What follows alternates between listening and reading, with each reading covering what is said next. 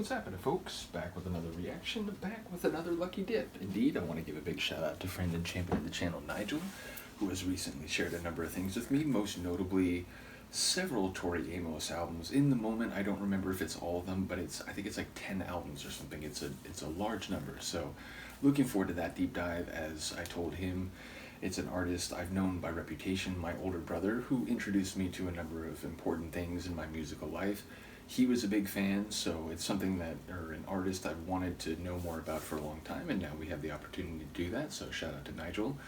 But he also sent me a tune by Hazel O'Connor called Will You, and the reason he did that is because in a number of reactions, as many of you will know, I've talked about what a big fan of the saxophone I am. In particular, a very, swanky, sexy saxophone solo. I'm just massively fond of those type of sounds. So he mentioned that a tune with a really good sax part was Will You by Hazel O'Connor. So Hazel O'Connor, I don't know the artist.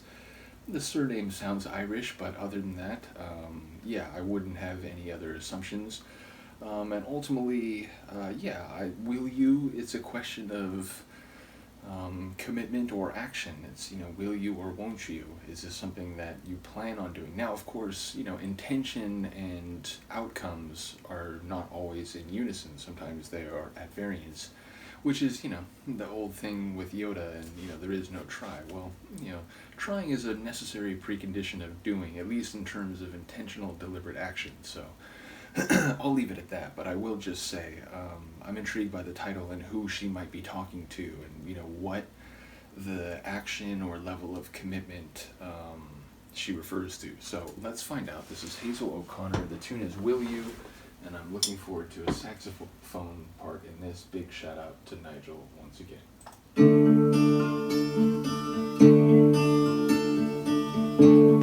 You drink your coffee and I sip my tea, and we're sitting here playing so cool, thinking what will be will be.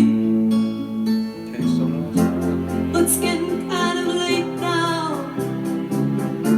Oh, I wonder if you'll stay now, stay now, stay now, stay now. Oh, will you just politely say goodnight?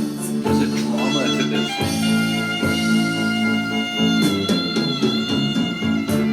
I move a little closer to you, not knowing quite what to do, and I'm feeling all fingers and thumbs. I spill my tea, a silly me. But it's getting kind of late now. I wonder if you'll stay now, stay now, stay now, stay now. Or will you just politely say goodnight?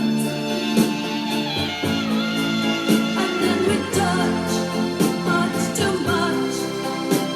This moment has been waiting for a long, long time. So shiver, it makes me quiver. This moment I'm so unsure.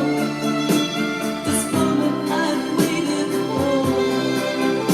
Is it something you've been waiting for too? Take up your eyes, bare your soul, gather me to you and make me whole. Tell me your secrets, sing me the song.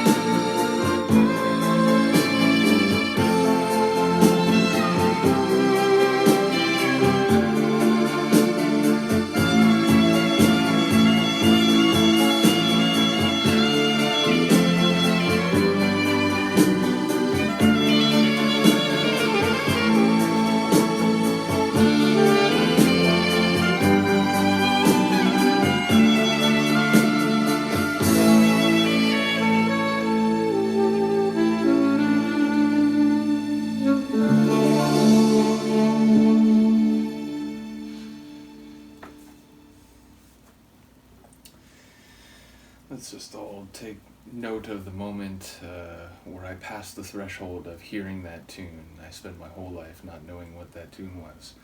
I mean, honestly, that's insane. Even knowing that it had some saxophone quality going into it, given what Nigel has said, I was not prepared. That's just great, because it's like, we got the swaggy, kind of funky sax, we got the sweet, soulful sax, we got the, agile, jazzy type of sax. I mean, it was like the whole gamut of beautiful sax performance in one tune. Now, I'll admit, having gone through the last couple minutes of the tune, I'm actually not even remembering the lyrics I heard before that. So, will you remains an elusive question, at least on this first listen.